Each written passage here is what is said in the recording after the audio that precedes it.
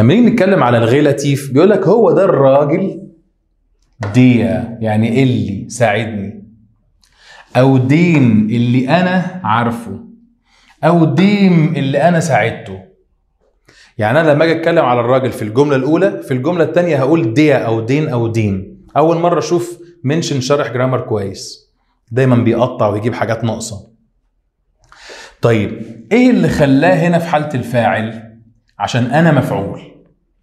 ايه اللي خلاه هنا في حاله المفعول؟ عشان انا فاعل. وايه اللي خلاه هنا في حاله المفعول؟ عشان انا فاعل. ايش؟ طب انا هنا فاعل وانا هنا فاعل، ليه هنا اكوزيتيف وهنا داتيف؟ ايوه ده سؤال كويس. كين بيعمل اكوزيتيف، هيلفن بيعمل داتيف.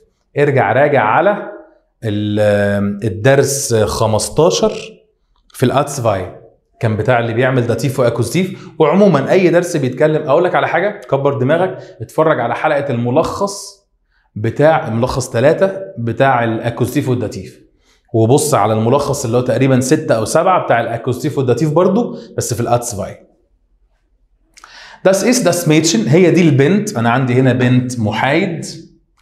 Das mir hilft، يبقى هنا هي فاعل نوميناتيف. ليه؟ لان انا مفعول. لكن انا فاعل يبقى هي اللي مفعول. ليه ما اتغيرتش؟ لان كين بيعمل اكوزيتيف ما بيغيرش المحايد، وهيلفن بيعمل داتيف بيغير المحايد تبقى دم. هي دي الست اللي، بص كل الغلاتيف بيجيب الفعل في الاخر، يبقى هي دي الست اللي ايه؟ ساعدتني. يبقى هي الفاعل، انا مفعول. لكن انا عارفها، انا فاعل هي مفعول بس مفعول اكوزيتيف، وانا فاعل وهي مفعول داتيف. يبقى انا كده عرفت ايه؟ ان هيلفن بيعمل داتيف. هيلفن كمان متصرف مع ايش، لكن هنا هيلفن متصرف معاها هي، عشان تميز الحته دي مهمه قوي. هم دول الزباين العملاء اللي ساعدوني. بص متصرفه معاهم هم وانا مفعول. عندي دليلين، اللي انا عارفه ان انا مش عارفهم، يبقى في الحاله دي انا الفاعل وهم مفعول. اكوزاتيف ما بيتغيرش، الاكوزاتيف ما بيغيرش اي حاجه غير المذكر بس. واخر حاجه اللي انا ساعدتهم، يبقى انا فاعل وهم اسمهم دينن. دي الحاجه الوحيده اللي بتتغير في الغلاتيف. الجمع الداتيف في الغلاتيف يبقى اسمه دينن، الجمع الداتيف في الغلاتيف. بالمناسبه بقى في كلمه اسمها ديسن وديغن، دي اللي هي في الانجليزي. لو انت شاطر في الانجليزي كلمه اسمها هوز، اللي شنطته، اللي بيته، اللي عيلته. يبقى انا في الحاله دي هقول ديسن مع الكلمات المذكر والمحايد، وديغن مع الكلمات المؤنث والجمع. يبقى ده كده ايه؟ جينيتيف. خلي بالك هو هنا ذكر النوميناتيف والاكوزيتيف والداتيف، ما ناقصش غير الجينيتيف بس. يبقى هو ده الراجل اللي شنطته ضاعت. تعال اعملها لك، نعمل مثال عليها.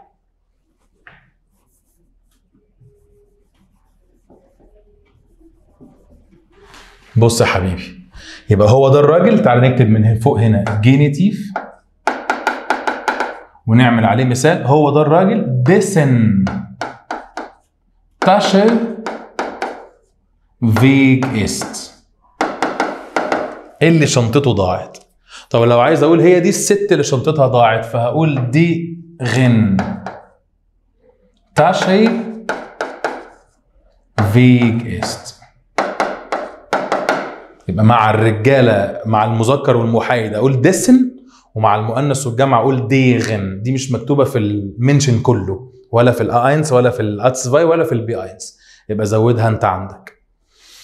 يبقى ده جينيتيف جوه الغلاتيف. الغلاتيف يعني ايه؟ يعني اللي، وبعد كده بحط الفعل في اخر الجمله خالص.